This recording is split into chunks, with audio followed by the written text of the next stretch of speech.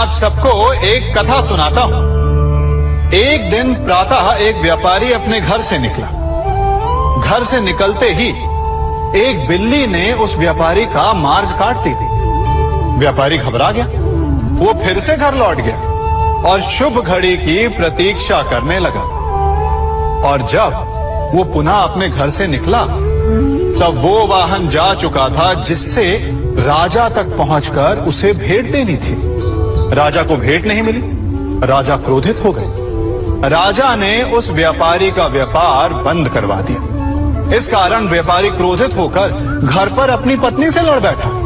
पत्नी अपने बच्चों समेत मैके वापस चली गई और उस व्यापारी के जीवन में यदि कुछ रह गया था तो केवल अंधकार। और इन सब का कारण वो उस बिल्ली को मानता रहा जिसने उसका मार्ग काटा था।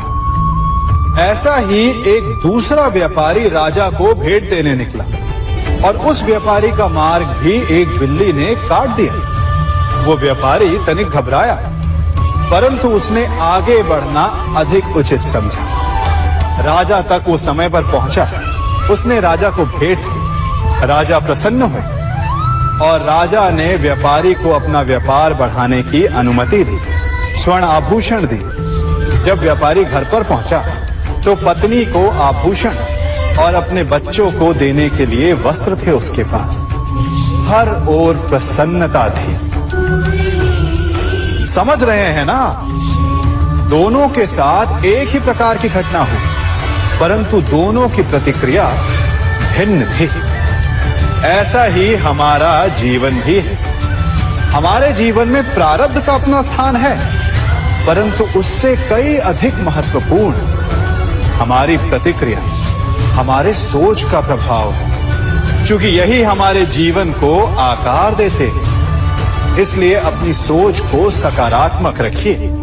आपका जीवन सदैव आनंदमय रहेगा।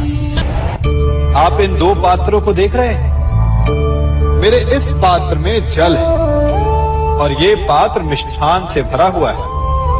दोनों ही पात्र भरे हैं, परंतु देखिए,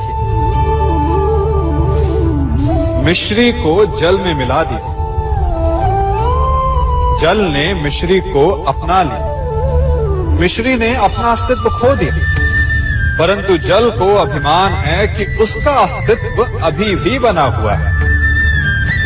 परंतु जो इस जल को चखेगा उसे अवश्य पता चल जाएगा कि ये जल अब वो जल नहीं रहा, ये अब शरबत बन गया। हमारा त्याग, हमारे बलिदान भी ऐसे ही होते हैं। जो इस बात को अनुभव करते हैं वो समझ सकते हैं कि कैसे हमने समय की धारा को बदल दिया। जो बलिदान देते हैं उनका अस्तित्व कभी नष्ट नहीं होता, अपितु उनका बलिदान संसार में कुछ ना कुछ परिवर्तन अवश्य लाता है। हम सभी कभी ना कभी, कहीं ना कहीं अपने जीवन में यात्रा अवश्य करते हैं। हमारी यात्रा में कभी पक्के रास्ते आते हैं तो कभी कच्चे रास्ते। पक्के रास्ते मनुष्य बनाता है और कच्चे रास्ते जानते हैं कैसे बनते हैं? चलते चलते बन जाते हैं। जब लोग एक स्थान से जाते हैं तो पैरों के दबाव से नीचे की घास कुचल जाती है। बार बार उस मार्ग से जाने से धीरे धीरे मार्ग स्वतः ही बन जाता है। और यही जीवन है, यही नियति है। जब आपके जीवन में आपको मार्ग ना मिले तो रुकिए नहीं, आगे बढ़ते रहिए और आपके पैरों के दबाव से मार्ग स्वतः ही बन जाएगा।